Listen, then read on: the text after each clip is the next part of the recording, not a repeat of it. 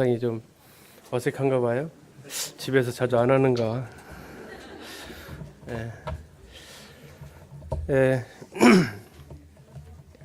오늘은 지난주에 이어서 우리가 회복되어져야 될 영역 중에 하나, 이제 전도 어문에 대해서 같이 이렇게 좀 살펴보도록 하겠습니다. 10번째 느헤미야 10번째 시간인데요. 느헤미야의 눈물을 우리가 기억하시고 또 기도를 기억합니다. 그리고 이제 그가 기도하면서 준비했던 모습을 우리가 기억할 수 있고요. 그리고 이제 그가 사역 현장에 뛰어들었을 때 그가 어떻게 했는지를 우리가 살펴보았습니다.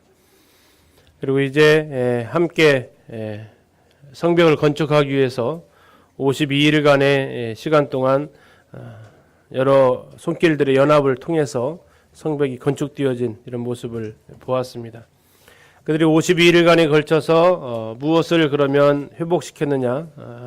두 가지인데, 하나는 성벽을, 또 하나는 성문을, 하나님의 교회 안에서 보호되어져야 될 것, 또 구별되어져야 될 성벽, 그리고 이 세상을 향해 나아가야 될 성문, 이 두 가지가 그들이 52일간에 걸쳐서 회복시키고 또 중수하고 건축했던 이런 영역이었던 것을 같이 이렇게 보았습니다.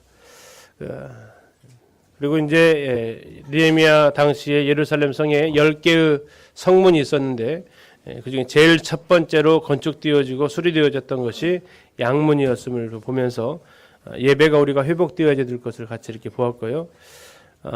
지난주에 두 번째 문이었던 어문, 물고기 문에서 갈릴리에서 잡은 이 물고기들이 들어오는 통로, 이걸 통해서 갈릴리에서 주님이 제자들을 부르셨던 사람을 낚는 어부를 통해서 우리의 삶 속에서 주님의 지상 명령이 회복되어져야 될 이것들을 같이 이렇게 살펴보게 되었습니다. 그러면서 끝으로 이제 어부들이 해야 될 두 가지 역할이, 하나는 그물을 깁는 것, 또 하나는 그물을 던지는 것, 이 두 가지 역할이 있음을 우리가 같이 이렇게 보았습니다. 그래서 우리가 그물을 던지는 것도 중요하지만 그물을 깁는 것도 상당히 중요하고, 또 잘 기워진 그 그물을 가지고 또 역시 그물을 던지는 것도 중요한데, 우리가 어떻게 이 주님의 지상 명령을 순종할 수 있을지 오늘 같이 좀 살펴보도록 하겠습니다. 그물의 상태가 어떤 것 같습니까? 어디 고기 좀 잡게 생겼습니까? 네, 잡으면 전부 다 저 사이로 다 빠져나가게 되겠죠. 뭐 해야 될 것 같아요? 그렇죠. 그물을 이렇게 기워야 될 겁니다. 한 올 한 올 이렇게 연결을 해서 틈틈이 빠져나가지 않도록 촘촘하게 그물을 이렇게 깁는 것이 이렇게 필요하겠습니다. 그리고 이제 이 그물을 기웠으면 나 혼자가 아닌 이렇게 여러 사람의 동역을 통해서 고기를 잡는 이런 일들을 우리가 하게 될 것이고, 자, 촘촘하게 기워진 그물로 여러 사람이 협력해서 고기를 잡을 때 이러한 만선의 기쁨을 우리가 누릴 수 있지 않을까. 보기만 해도 배부른 모습이죠. 자, 같이 한번 읽어보도록 하겠습니다. 시작.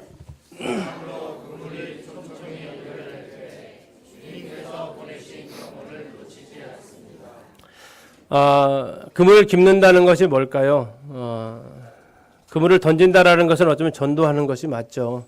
그러면 그물을 깁는다는 것은 뭘까요? 어떻게 하면 영혼들이 왔다가 빠져나가지 않을까요? 그것은 성경에서 계속해서 말해주고 있는 것은 바로 사랑입니다. 사랑으로 우리가 연결되어져 갈 때, 또 그들을 사랑으로 우리가 그들을 초대하고 사랑으로 그들을 섬겨갈 때, 그들이 주님이 보내신 그 영혼들이 우리에게서 놓치는 일들이 줄어들 것입니다. 계속해서 교회에서 줄 수 있는 게 있습니다. 기린노 교회가 이 세상을 향해서 줄 수 있는 것은 크게 두 가지입니다. 하나는 확실한 진리의 말씀, 변할 수 없는 복음의 진리의 말씀을 우리가 이 세상에 던질 수 있습니다. 그리고 또 하나 줄 수 있는 것은 바로 그들을 향한 사랑이 되겠습니다. 진리와 이 사랑이 함께 연합이 되어질 때 이것은 사람들을 하나님께로 인도해 갈 수 있는 역할을 할 것입니다. 주님께서 요한복음에서 표현하시기를 은혜와 진리가 예수 그리스도로 말미암아 왔다고 얘기를 하고 있습니다. 바로 은혜로서 하나님의 그 사랑으로서 그리고 또 하나 변할 수 없는 하나님의 진리의 말씀으로서 주님께서 이 땅에 오셨습니다.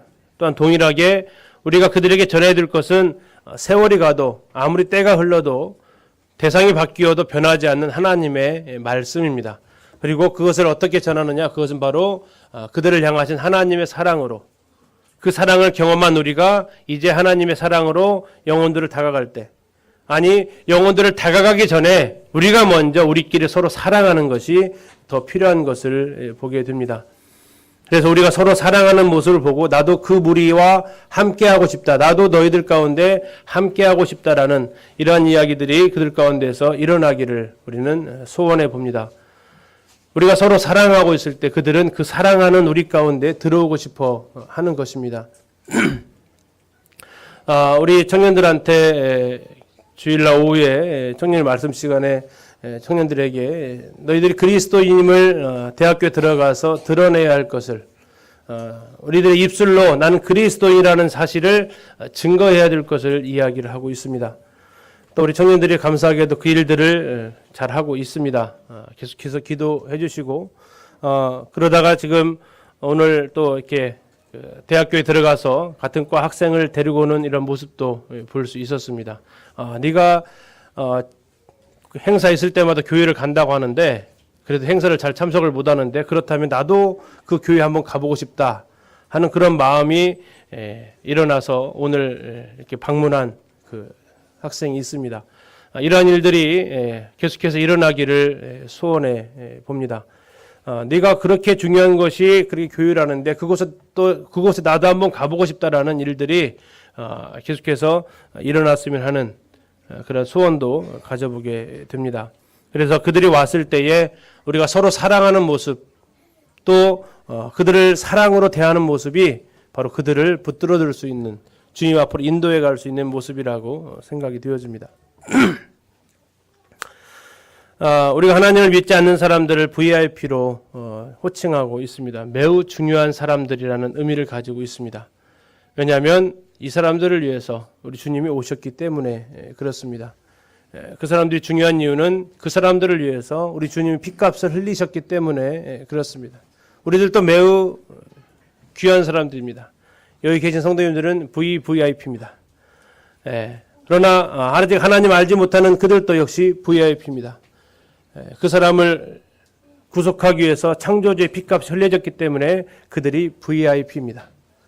그들을 살리기 위해서 예수님의 희생이 치러졌기 때문에 그들이 VIP인데요. 이 피터 와그너라는 그 교회학자가 이 하나님을 모르는 사람들이 교회에 들어와서 그들이 흔히 말하는 정착하는 이러한 퍼센트를 좀 조사를 좀 해봤다는데요. 설문조사를 좀 했는데, 흔히 말하는 복음 집회를 통해서 교회에서 특별히 이렇게 집회를 통해서 교회에 처음 발을 들여가지고 계속해서 교회에 남아있는 사람은 0.6%라고 합니다. 다시 말하면 1000명 중에 6명 정도가 100명 중에 1명도 안 되고 1000명 중에 6명 정도가 이런 대중 집회를 통해서 그들이 예수님을 만나고 교회에 더해졌다라는 통계가 있는 반면, 다른 사람들을 통해서, 가족들을 통해서, 지인들을 통해서, 친구들을 통해서, 직장 동료를 통해서, 이웃을 통해서 소개를 받고 그들의 권함을 받고 와가지고 계속해서 교회 안에서 생활하면서 그들이 교회에 정착했던 것은 100명 중에 16명.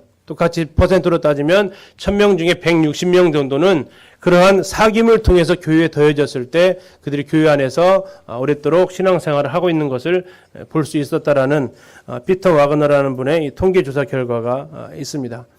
자, 이것은 우리에게 굉장한 시사점을 주는데요. 우리가 이 영혼들을 어떻게 인도해 갈 것이냐라는 것에 우리는 여기에서 힌트를 얻을 수 있습니다. 이런 복음 집회 때 한번 초청해가지고 그들이 구원받는 이것은 굉장히 어려운 확률인 것을 보게 됩니다. 이것은 뭐 외국뿐만 아니라 대한민국도 마찬가지고 한국 대부분의 교회에서 일어나고 있는 일들도 또 마찬가지입니다. 그래서 한편으로는 때로는 복음 집회 무용론이라는 이런 말들도 나오고 있는 사실입니다. 여러 가지 힘을 기울여서 복음 집회를 하지만 영혼이 더해지는 일들은 거의 일어나지 않는다. 이런 일들을 이제 얘기하는데요. 이것은 여러 가지 통계를 통해서도 확인되는 부분입니다. 그러나 그러면 어떻게 이곳에 이렇게 나올 수 있게 되었느냐? 다른 사람들과의 소개로 또 아는 친구의 권유로 오게 되었다. 가족의 권유로 오게 되었다라는 것이 훨씬 더 많을 겁니다. 아마 여기에서도 나 홀로 교회당 찾아와서 복음을 들었다라는 분은 많지 않을 겁니다. 누군가의 초청으로 와서 이렇게 되어진 이런 분들이 훨씬 더 많을 겁니다. 같이 한번 읽어보실까? 피터 드러커가 한 말입니다. 같이 한번 읽겠습니다. 시작. 자, 내용과 방법입니다. 우리는 이 전도하는 것이 올바른 일임을 잘 알죠. 그런데 이 전도를 올바른 방법으로 하고 있는가? 그것이 참 좋은 방법인가? 라는 것을 우리는 생각을 좀 해보면서 우리가 이제 변화하는 이 상황 가운데서 참 세태가 많이 달라진 가운데서 어떻게 이 복음을 증거할 것인가 이것을 우리가 살펴볼 필요가 있겠습니다. 보편적으로 이제 80년대, 90년대에 구원 받으신 성도님들이 꽤 계십니다. 우리 가운데 꽤 계시는데요. 그때에는 복음 집회를 통해서도 많은 영혼들이 구원을 받았습니다. 그것이 현실이었고요. 그때 당시에 이 한국의 대표적인 상황은 교파에서 이 율법주의에 짓눌려 있었던 많은 사람들이 있었고 이 죄의식에 사로잡혔던 많은 사람들이 그 가운데 있었습니다. 새벽 기도를 나가서 울어도 이것에 대해서 해결을 못 보고 아무리 종교생활 잘해도 그때는 반짝하는 것 같지만 곧 이내 시들어버리고 이 문제에 대해서 해결책을 못 얻고 있었을 때에 복음집회 단상을 통해서 전달되어졌던 하나님의 말씀은 그들에게 정말 꿀같이 단 하나님의 복음이 되었습니다. 그러나 2000년대를 넘어서면서부터 이제 복음은 우리 모임뿐만 아니라 일반 기독교 교회에서도 쉽게 접할 수 있는 은혜로 구원받는다라는 내용은 너무나도 이제 다른 사람들이 다 알아버린 마치 수학 문제를 풀 때 아이들이 고민도 해보지 않고 뒤편에 있는 해답지를 보면 답을 알 수 있듯이 어떻게 구원받느냐 그러면 정답 이야기하듯이 은혜로 구원받는다, 믿음으로 구원받는다라는 이야기를 이제 쉽게 해버리는 상황 가운데 들어오게 되었습니다. 그래서 우리 80년대, 90년대에 구원받던 형제 자매님들의 어떤 구원받았을 때의 마음의 상태의 준비와 지금의 사람들의 마음의 상태는 많이 다르다라는 것이죠. 자, 그런 가운데서 이제 우리가 전도에 대한 이 네 가지 오해를 좀 벗어버릴 때가 된 것 같습니다. 첫 번째, 전도는 혼자서 하는 것이다. 아마 노방전도 해보셨을 겁니다. 또 전도지 들고 전도도 해보셨을 겁니다. 예전에 이것이 가능했던 시기가 있었던 것도 사실입니다. 그러나 이제 이것이 갈수록 힘들어지는 가운데 있다는 것은 아마 잘 아실 겁니다. 전도는 혼자서 하는 것이 아니다라는 거고요. 두 번째, 사람들은 한 번에 전도된다. 그들에게 한 번 복음을 전하면 그들이 구원받는다라든지 그들을 한 번만 얘기하면 교회를 온다든지 이것도 아니라는 것을 우리는 기억하셔야 하고요. 전도는 모르는 사람한테 하는 것이다. 이런 것도 우리가 이제는 좀 시각을 좀 바꿔볼 필요가 있습니다. 여기 계신 많은 성도님들이 예배당 앞에서 전도를 해보셨습니다. 그들에게 전도하는 것이 쉬운 일이 아니었는데 많이 애쓰셨죠. 그러나 잘 아시는 대로 그들을 통해서 얻는 일은 굉장히 어렵습니다. 물론 그 일을 통해서 나오신 부친도 계시기는 합니다. 그러나 이것이 우리가 수고한 우리가 전도지를 나눠주고 한 사람들의 퍼센트로 비하면 굉장히 약한 이런 부분이기도 합니다. 하지 말라는 것은 아니지만 이걸 통해서 한다라는 것이 우리가 아까 보셨던 통계상으로도 보셔서 알 수 있듯이 이것이 굉장히 어려운 부분 중에 하나입니다. 네 번째, 전도는 설득하는 것이다. 그래서 하나님의 말씀을 그들을 잘 설득해서 그들이 깨닫도록 해서 하기 때문에 은사 없는 나하고는 관계없는 것이다. 저것은 하나님 말씀을 잘 아는 사람만 성경을 잘 아시는 은사 있는 분들만 전도하는 거지 나는 사람들을 그렇게 하나님 말씀도 잘 모르고 그러기 때문에 그들을 설득시킬 수도 없다. 그래서 나하고는 관계없는 일이다. 라고 하는 이러한 인식도 우리가 이제는 없어져야 될 시기인 것 같습니다. 이제 네 가지를 다시 오해가 아닌 이해를 좀 하면 자, 전도는 혼자서 하는 것이 아니라 누가 합니까? 네, 그룹이 합니다. 두 사람 이상이 합니다. 협력해서 하는 것입니다. 주님께서 낚시하는 어부들을 부른 게 아니라 그물 던지는 어부들을 부르셨습니다. 협력할 수 있는 이것을 주님은 말씀하셨습니다. 자, 두 번째, 사람들은 한 번이 아니라 몇 번에요? 여러 번에 걸쳐서 전도되어집니다. 그들이 교회 한번 발 디뎠다고 해결되어지는 것도 아니고, 말씀 한번 들었다고 복음 집회 한번 나왔다고 해결되어지는 것도 결코 아닙니다. 어떤 분들은 얘기하시더라고요. 이 지하에 사는 연대기 지금 몇 번째인지 아십니까? 지금 몇 차예요? 6차죠. 예, 6차 했는데 과연 구원받는 사람이 몇 명이냐? 몇 명이나 될 것 같으세요? 아직 드러난 사람이 없습니다. 예, 그들의 지금의 마음밭은 그때 당시와는 많이 다릅니다. 그때 당시에는 준비된 사람들이 교회에 왔다면 지금은 준비되지 않은 채로 교회에 오기 때문에 그들이 똑같은 말씀을 두 번, 세 번 들어도 잘 이해하지 못합니다. 이게 우리 교회만 해당되는 것은 아닙니다. 지난번에 장세경님 왔을 때 인도강 교회 상황을 물어봤습니다. 그럴 때 그들이 하는 이야기가 세 번 들으니까 내가 좀 감 좀 잡겠습니다라고 하는 것이 그들 가운데서 나오는 이야기라고 합니다.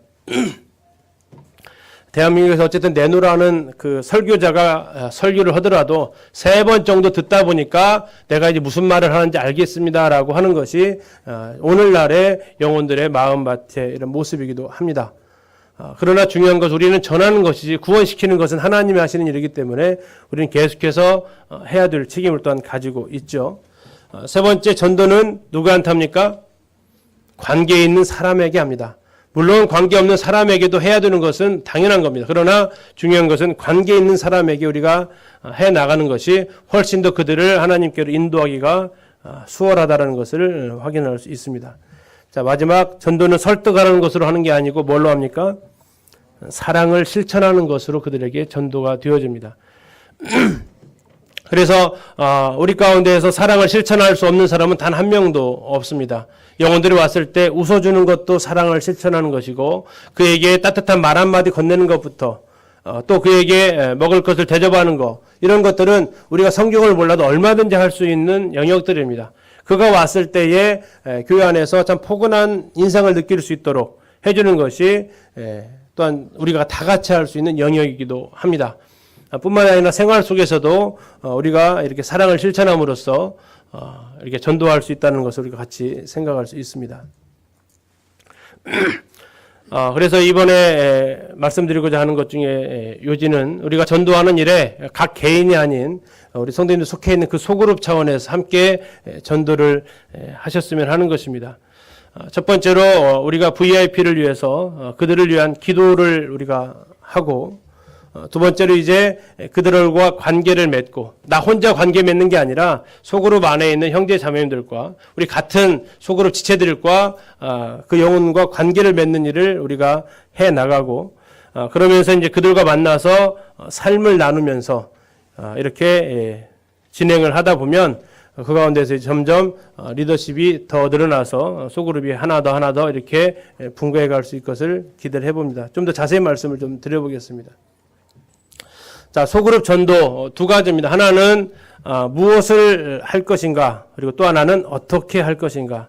소그룹 차원에서 어떻게, 어떠한 방법으로, 어떠한 것으로 우리가 전도를 할 것인가를 좀 같이 보면서 이제 우리끼리 좋은 소그룹이 아니라 우리끼리 친한 소그룹을 벗어나서 이제 하나님의 그 사랑을 영혼들에게 나아갈 수 있는 소그룹으로 우리가 나아갔으면 하는 소원을 가지고 있습니다. 자, 소그룹 전도란 무엇일까요? 우리는 여태까지 개인 전도는 참 많이 해봤습니다.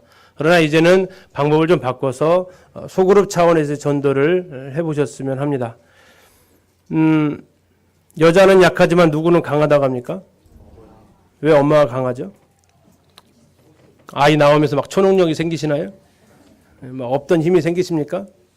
오히려 아이 낳으시면 막 뼈마디가 더 쑤시시고 힘들다고 하시던데, 왜 여인은 약하지만 어머니는 강할까요? 사랑이 생기서요. 또요. 책임져야 될 사람이 생기면 강해집니다.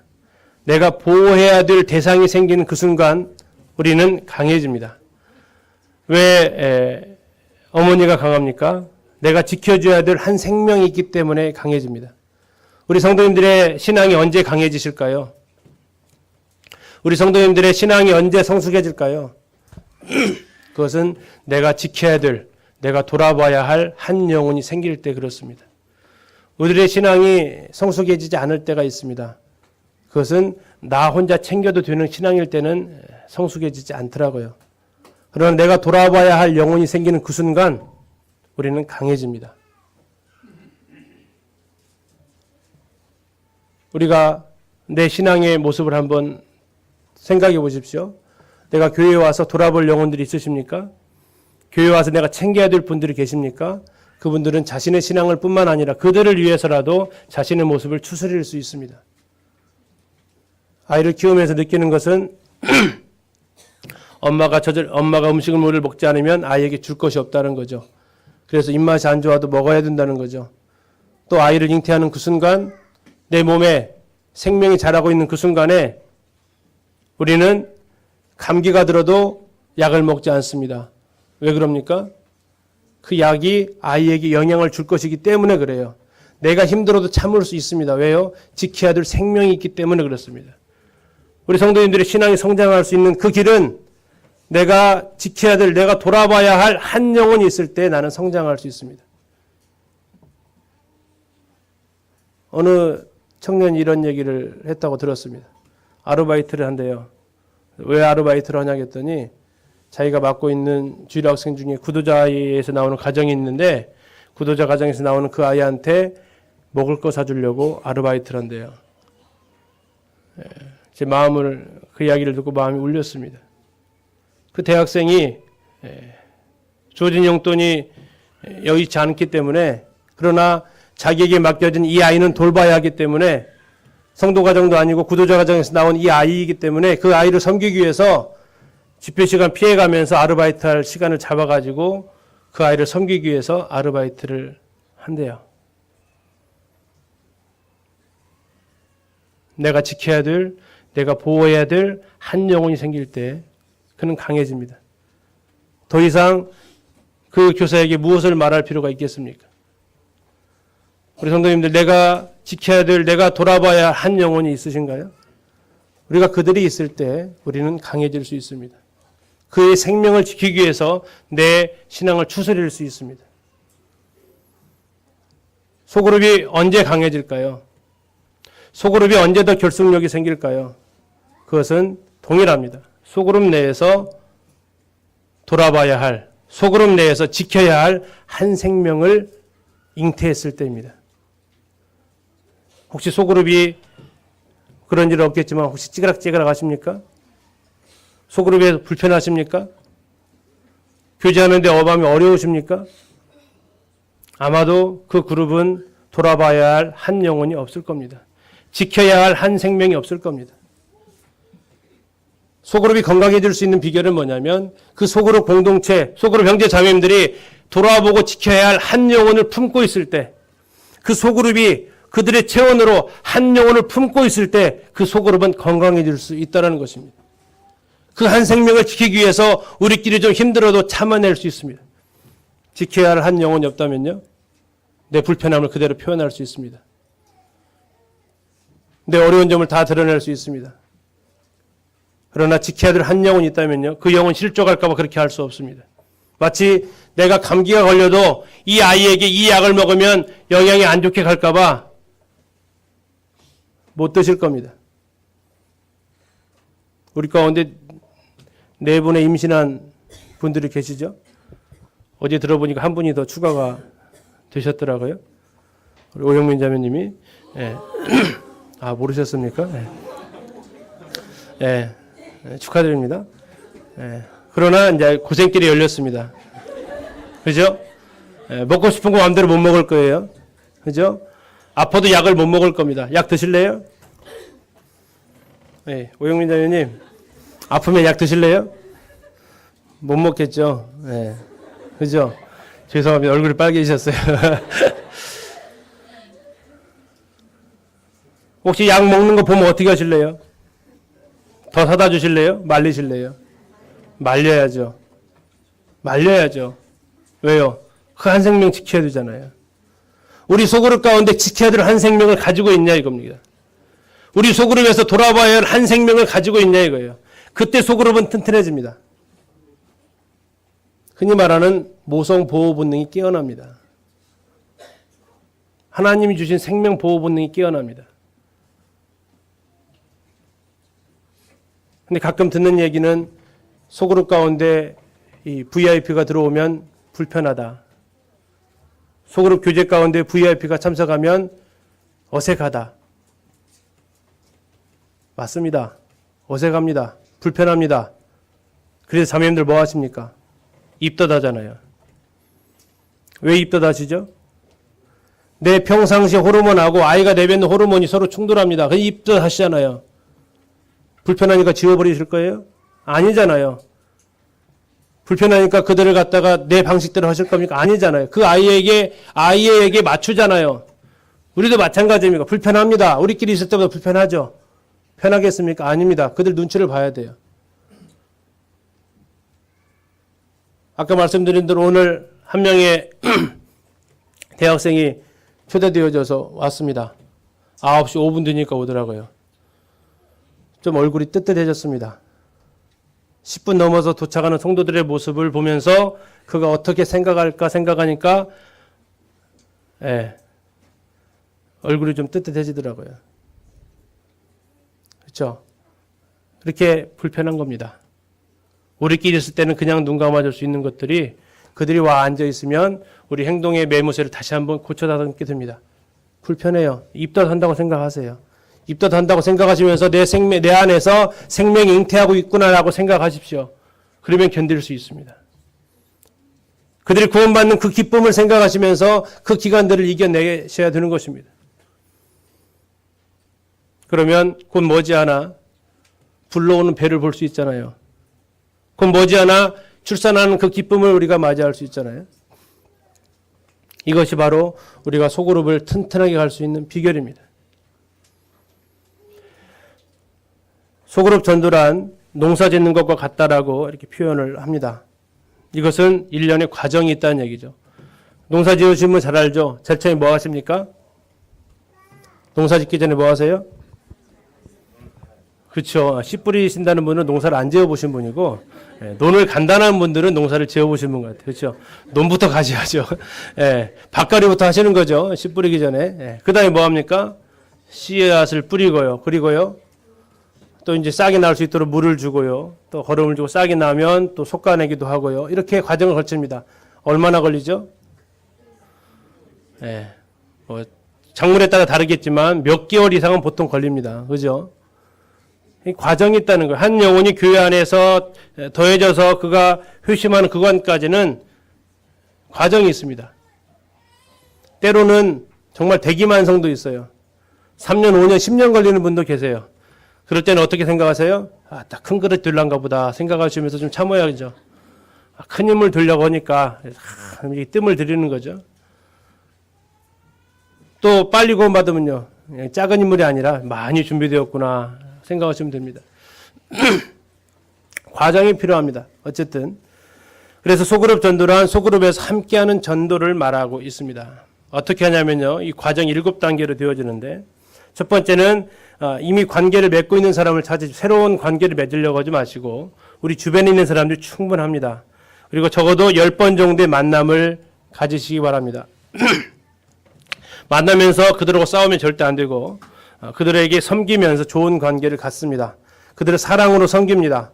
그리고 나중에 그들을 초청하게 됩니다. 그리고 일단은 교회 안으로 데려오기 전에 교회 밖에서 만남을 가지십시오. 그리고 나서 나중에 집회가 있을 경우에 그들을 듣도록 초대하시면 되겠습니다. 조금 더 자세히 좀 보도록 하겠습니다. 이렇게 소그룹 선도가 되어질 때 성도들이 성장합니다. 아까 말씀드린 대로 한 생명을 살리기 위해서 그들은 성장합니다. 두 번째로 소그룹이 하나 됩니다. 같이 품어야 됩니다. 그래서 소그룹이 단결되어질 수 있습니다. 그럴 때 교회 안에 새 생명이 잉태합니다. 교회가 생명력 있게 나아갈 수 있습니다. 개인의 전도가 아닌 소그룹을 통해서 함께 하시는 전도를 통해서 이러한 일들이 이루어지는 것을 우리가 볼 수 있습니다. 마태복음 13장에는 여러 유형의 밭이 존재하고 있습니다. 길가도 있고요. 돌밭도 있고 가시밭도 있고 좋은 땅도 있습니다. 좋은 씨앗은 어디에 뿌려야 됩니까? 자, 좋은 땅에 뿌려야만 열매를 맺는다라고 말하고 있습니다. 씨앗이 문제가 아니었습니다. 우리가 전하는 복음이 문제가 아니었습니다.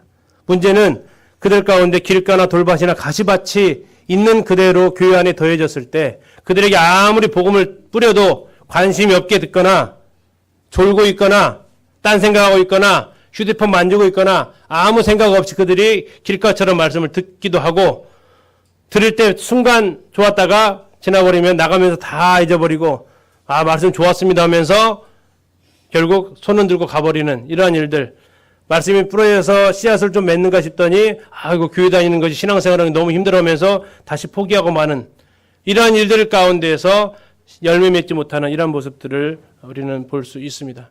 좋은 씨앗은 좋은 땅에 뿌려야 합니다. 같이 한번 읽겠습니다. 시작.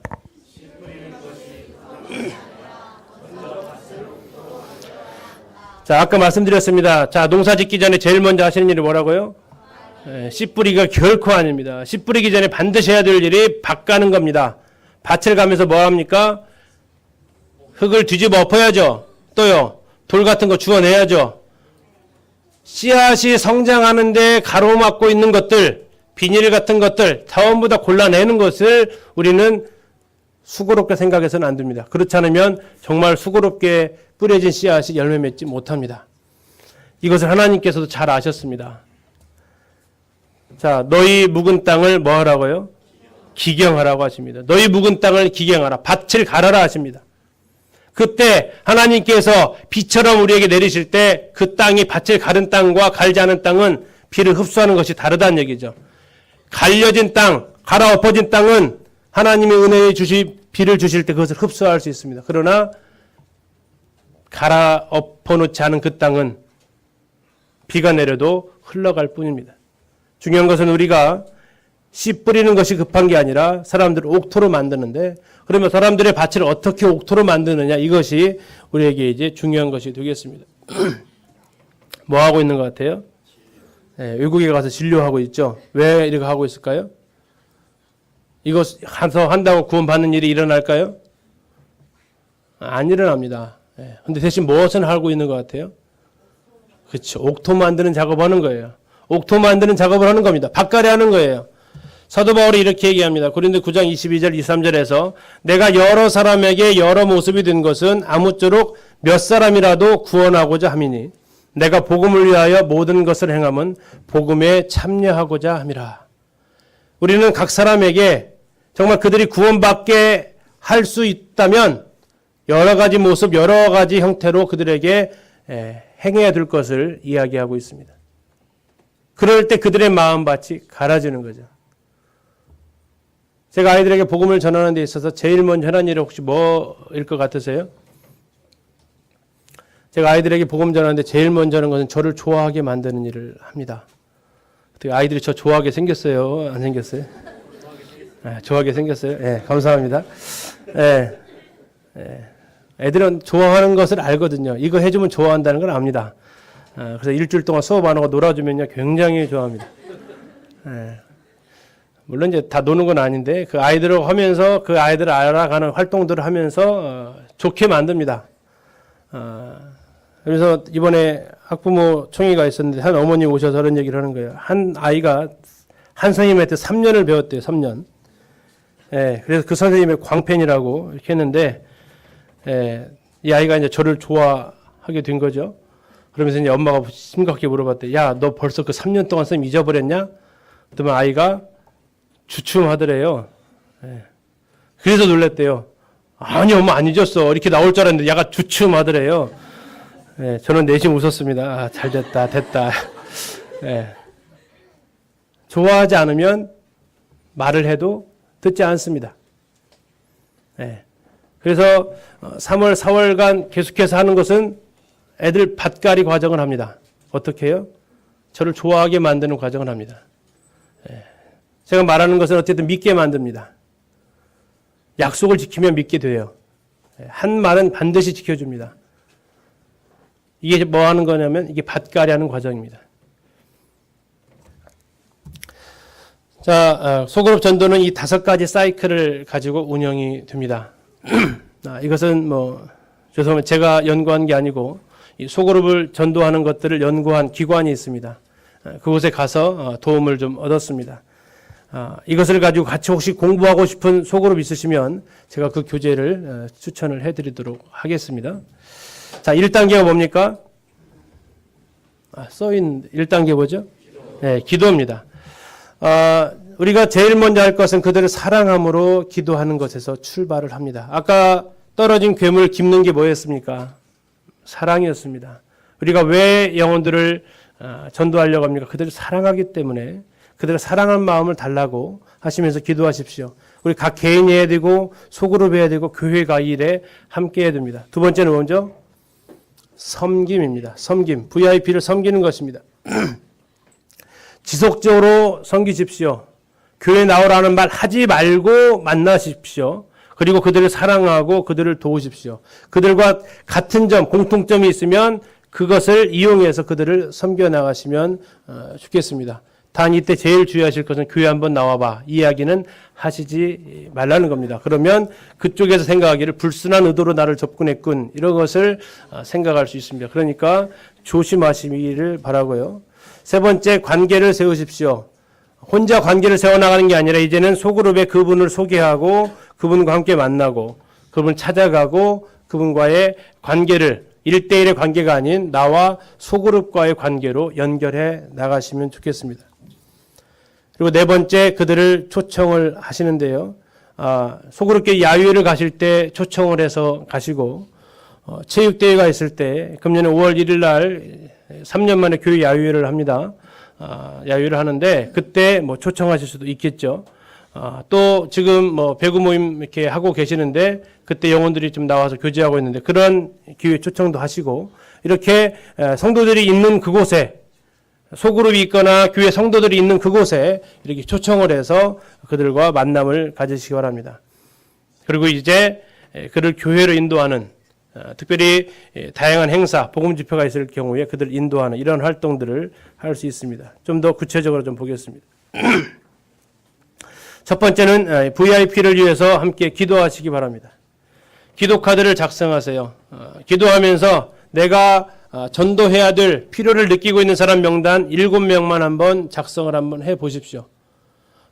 어렵지 않게 이름을 써 가실 수 있을 겁니다. 그리고 나서 이제 이들을 위해서 기도할 사람을 정하는데 소그룹이 7명이면 49명을 어떻게 같이 기도할 수 있겠습니까? 벅차죠. 그래서 2명씩 짝을 지으시면 되겠습니다. 기도 짝을 정해서 같이 기도하시면 좋겠습니다. 2인 1조를 하시고 3명이다 그러면 그 중에 리더가 양쪽을 2분을 커버해서 같이 기도하시면 될 수 있겠습니다. 그리고 기도 짝을 만나서 어떻게 기도할 것인지를 약속하십시오.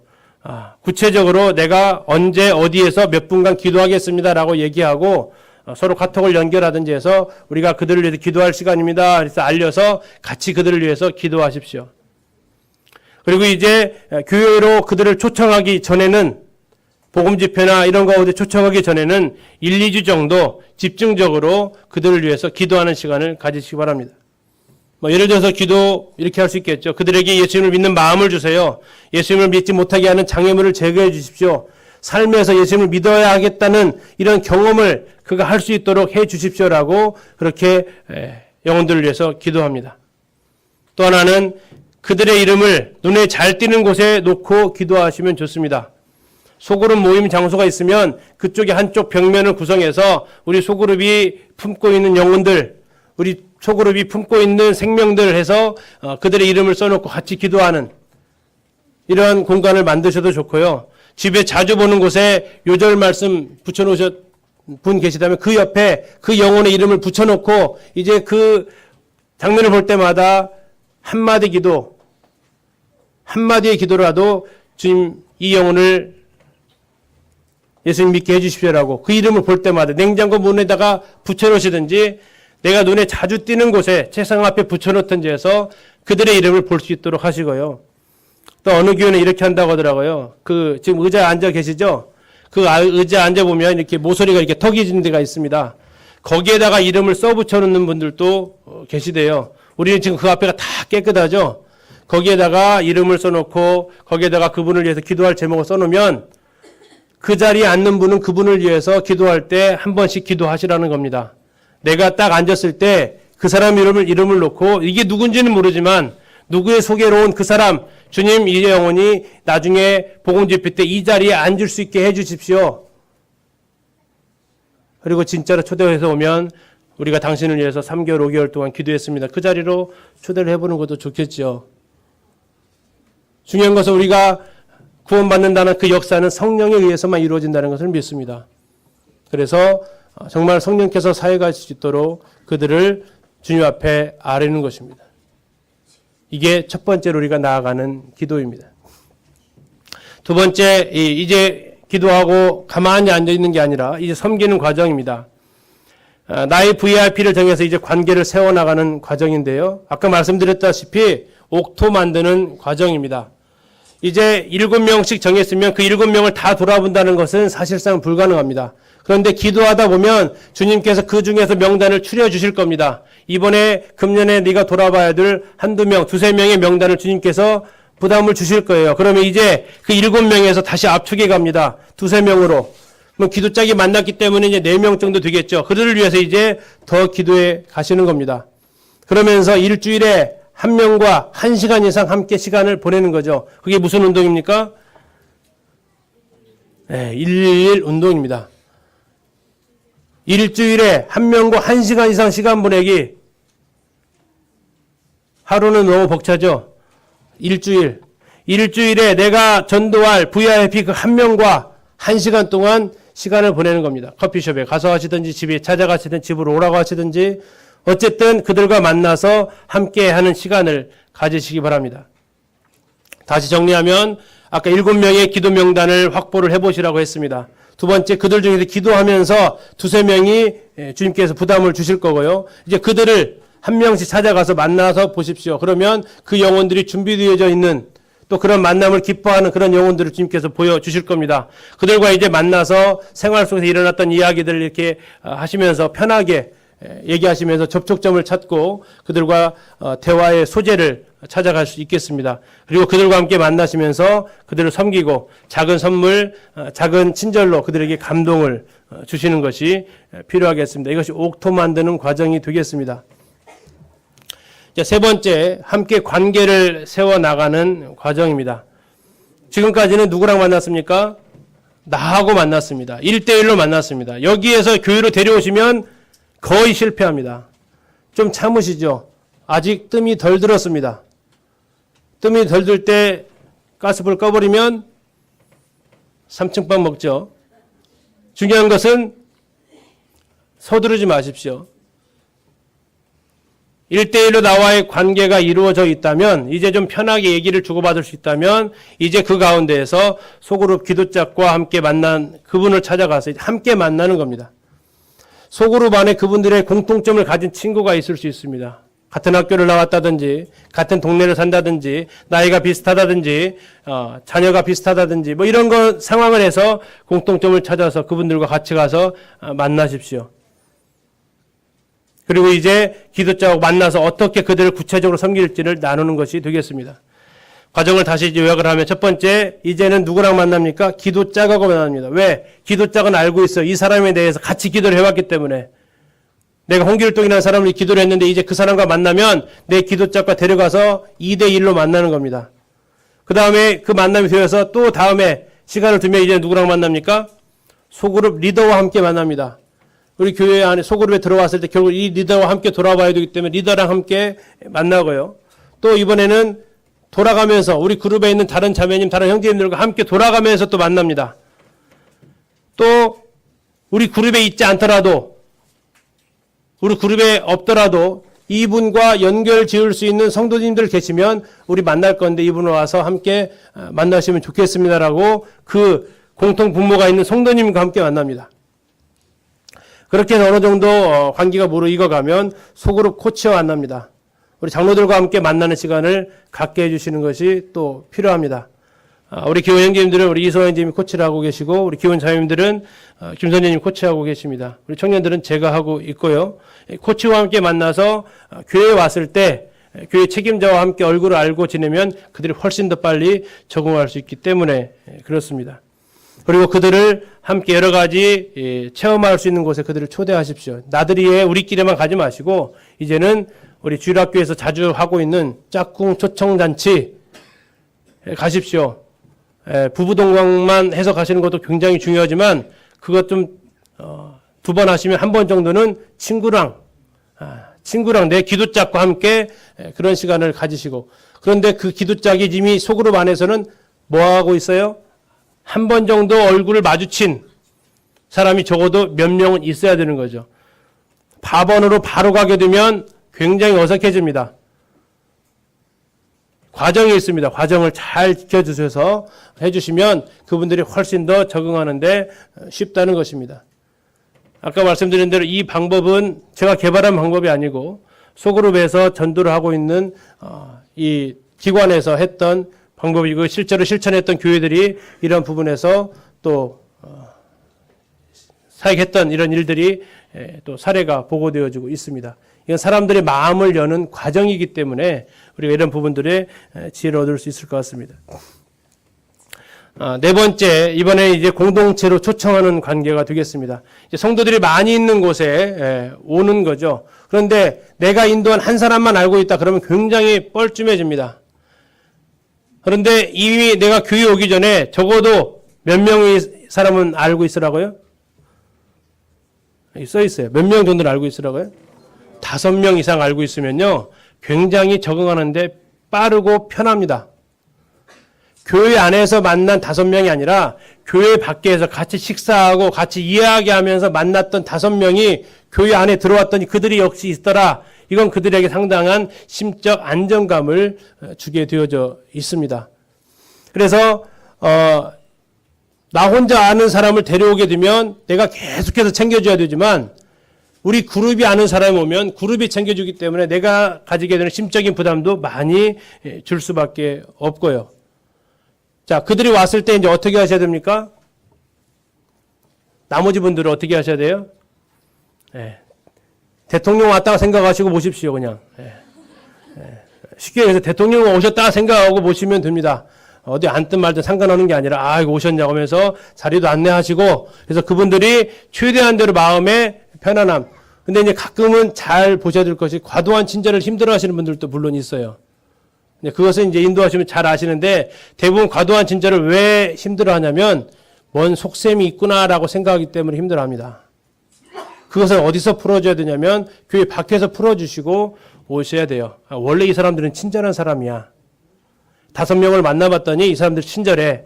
근데 왔더니 다 친절하네. 이렇게 되면 그들이 친절을 베풀어도 어려워하지 않는데, 그것을 경험해 보지 않고 오게 되면 느낄 수 있다는 얘기입니다.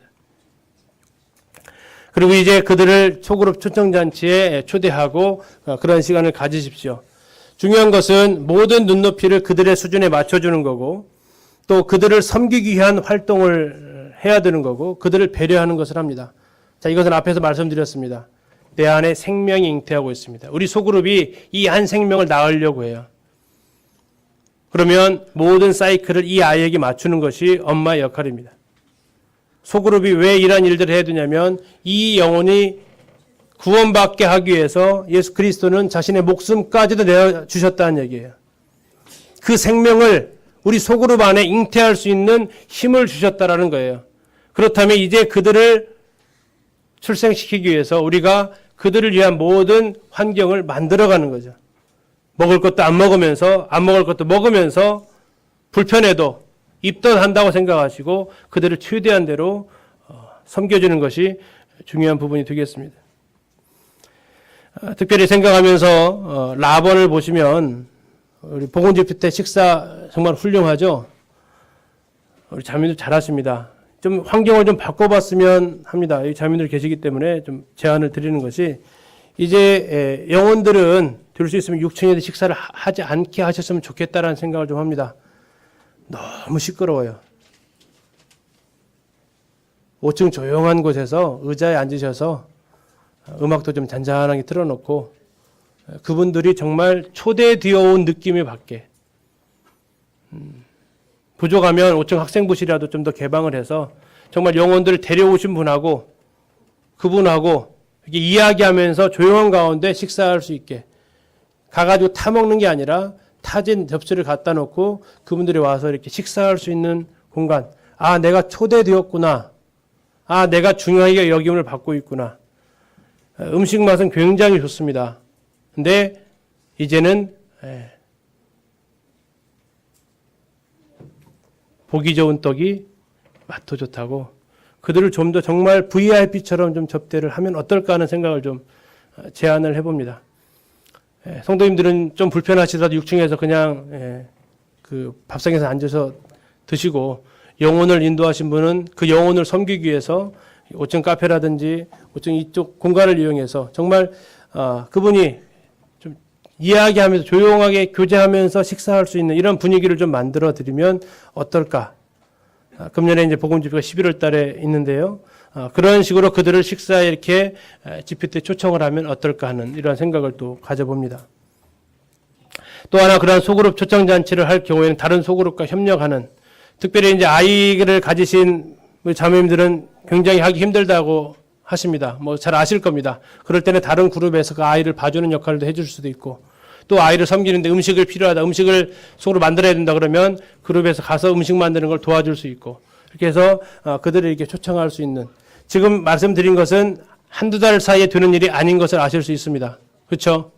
한 아이가 뱃속에서 태어나서 생명체로 태어날까지 약 280일이라는 시간을 엄마가 그 품속에 안고 있는데요. 형제님들이 이제 기도하는 그 순간부터 시간을 잡으시고 우리가 복음 집회가 11월 달에 있습니다. 이제 그 기간까지 이 영혼들을 섬기고 보호하고 하면서 그들과 관계를 맺으시면서 이렇게 집회에 정중하게 초대하고 그러면서 그들에게 하나님 말씀 듣게 하는 이제 좀 장기적인 시간을 두고 소그룹에서 이 활동들을 좀 해 주셨으면 좋겠습니다. 마지막 교회로 인도하는 단계입니다. 열매 맺는 단계인데요. 이때 잘못하면 흔히 말하는 다된 밥에 재 뿌리고 코 올리고 할 수 있습니다. 이 마지막 단계 굉장히 중요한 부분이죠. 여기서 우리가 잘 못하는 것이 두 번째 같아요. 이제 적극적으로 권면하는 단계입니다. 그래서 이것이 예수 믿는 것이 왜 좋은지에 대해서 간증을 하십시오. 간증. 자, 인터넷에서 혹시 물건 사보셨습니까? 홈쇼핑에서 물건 사보셨나요? 거기에서는 이 물건이 좋다고 굉장히 떠들죠. 그런데 물건 사다가 갑자기 확 깨는 경우가 있습니다. 쭉 밑으로 쭉 내려다보면 사용 후기에서 나쁨, 불만 막 이렇게 써 있으면 사고 싶던가요?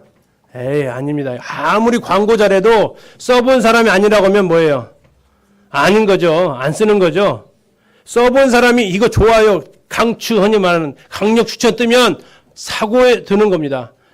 자, 이분들이 성도님들과 교제를 맺고 관계를 맺고 서로 교제하는데 우리들의 입술에서 예수 그리스도를 만난 이후로 내가 이렇게 달라졌다라는 흔히 말하는 사용 후기를 얘기하시게 되면 그들이 예수님을 믿게 되는 거죠. 그래서 그들에게 예수님을 믿었을 때 나처럼 될 수 있다. 이게 참 제일 어려운 부분 중 하나입니다. 너도 한번 믿어봐. 나처럼 될 수 있어. 이게 사도 바울이 가졌던 믿음이었습니다. 사도행전에 이렇게 표현하고 있죠. 이렇게 결박된 것 위에는 당신들도 나처럼 되기를 원합니다. 이것이 우리가 마지막 전도할 때 남겨지는 쐐기를 박는 한마디 말이 되었으면 좋겠습니다. 그래서 그들을 복음 집회나 주일 연대기 성경 강좌에 초대해 보시면 좋겠습니다. 또 하나의 제안은 소그룹별 복음 집회 영혼을 많이 인도하는 소그룹에게 시상을 좀 해줬으면 좋겠습니다. 그 시상 가지고 잘 놀라는 게 아니라 그 시상 가지고 영혼들에게 또 밥을 한번 사줄 수 있는 그래서 그들을 또 섬길 수 있는 그러면서 무슨 기쁨을 누리는 겁니까? 아이 낳는 기쁨을 누리는 거죠. 출산의 기쁨을 누리는 겁니다. 그 과정 자체가 다 힘들다가도 언제 그걸 다 잃어버리신답니까? 언제 다 잃어버려요? 아이 낳고 그 아이의 모습을 봤을 때 그동안에 있는 것들을 다 잊는다고 성경에서 기록하고 있습니다.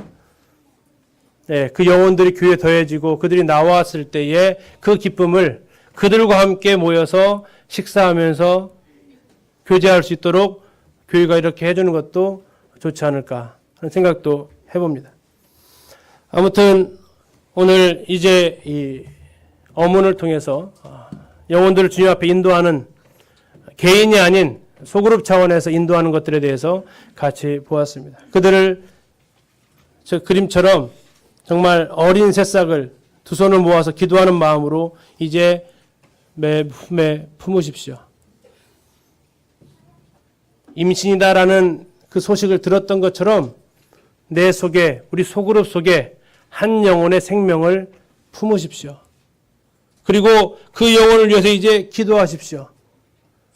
그리고 그들과 만나서 관계를 맺으십시오. 아무 조건 없이 그들을 섬기시고 사랑하십시오. 사랑하는 마음을 달라고 하시면서 그들에게 나아가십시오. 그리고 이제 소그룹 안에서 그분들의 이름을 같이 나누고 그분들과 함께 만날 수 있도록 소그룹이 움직이십시오. 건강한 소그룹은 한 생명을 같이 품고 있는 소그룹이 되겠습니다. 그리고 이제 그들을 초청하고 정말 극빈대회 해주면서 이분을 위해서 예수님이 죽으셨구나라는, 예수님은 이 사람을 위해서 죽기까지 희생하셨는데 내가 무엇을 못하려는 마음으로 그들을 섬기십시오. 그리고 그들을 교회로 인도하십시오. 그때의 가장 강력한 무기는 너도 나처럼 내가 가지고 있는 이 평안함을, 내가 가지고 있는 이 자유를 너도 맛보라고 초청을 하십시오. 그래서 우리가 이제 금년에 4월 달에 복음 집회를 하지 않습니다. 11월 달에 복음 집회를 합니다. 왜 그래요? 지금 뭐 하시라는 얘기죠? 옥토 만들려고요. 옥토. 사람들의 마음을 완전히 사랑으로 갈아엎어질 수 있도록. 그래서 주님의 그 은혜의 비가 내렸을 때 그들이 하나님의 사랑에 녹아질 수 있도록, 하나님이 공의의 비가 내렸을 때 그들이 하나님 앞에 통회하고 회개할 수 있도록. 그래서 우리 가운데서 새 생명이 잉태하는 4명의 임산부가 있듯이 우리 각각의 소그룹이 한 영혼씩 잉태할 수 있도록, 그래서 그들이 우리가 복음 집회 때 출산의 기쁨을 맛볼 수 있도록 우리가 이를 위해서 함께 회복되어져야 될 이런 부분이라고 생각이 듭니다. 감사합니다.